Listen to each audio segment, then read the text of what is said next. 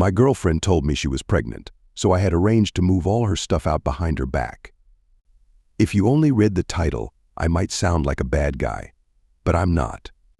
I've known I wanted to be child-free since my early teens. My parents didn't oppose me, but they did say I could change my mind. Since I'm not an only child, they'll still get grandchildren. When I was 20, I got a vasectomy. When I was 22, I met my girlfriend. I've been open about wanting to be child-free from the very beginning. I remember telling her about my vasectomy, but to be honest, I think there was already alcohol involved, so I'm not sure if she remembers.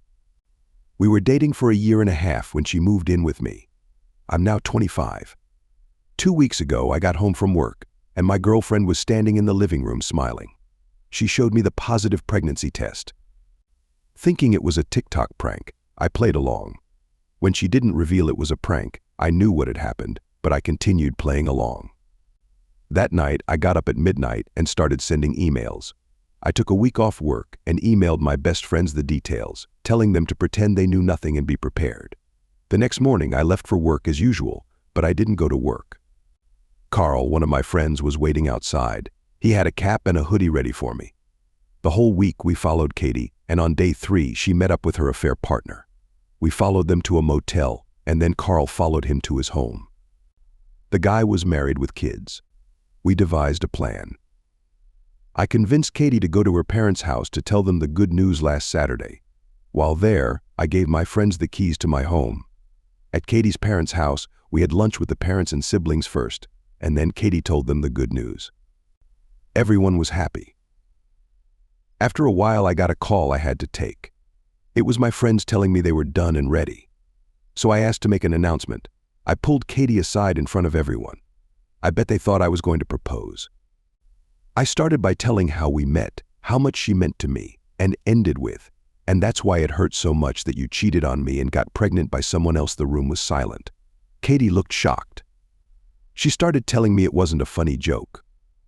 I said, "I'm not joking. The moment you told me you were pregnant, I knew you cheated. I got a vasectomy 5 years ago, and I go to checkups every year. So if you're pregnant, you have cheated." At that moment, her phone rang. I told her to answer it. It was probably Ape's full name. "You know, the real father of your baby. Probably wants to talk about you moving in. Not sure if his wife and kids are going to like that."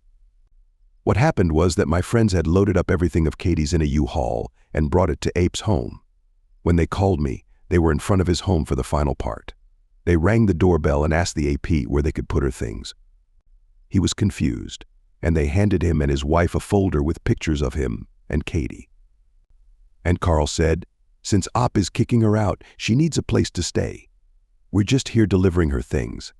And since you don't want the woman who is pregnant with your child to stay on the street, we assumed you would take her in." AP called Katie yelling that she ruined his life and he never wants to see her again. After hearing him scream over the phone, I said, "Oh, so his wife doesn't want his mistress and their affair baby living there. So you'll have to stay here, with your parents." I went home where my sister was waiting for me. She knew everything. This was not part of my plan, but Carl knows me so well. I broke down and cried in my sister's arms. She stayed the weekend taking care of me, allowing me to grieve and process the betrayal.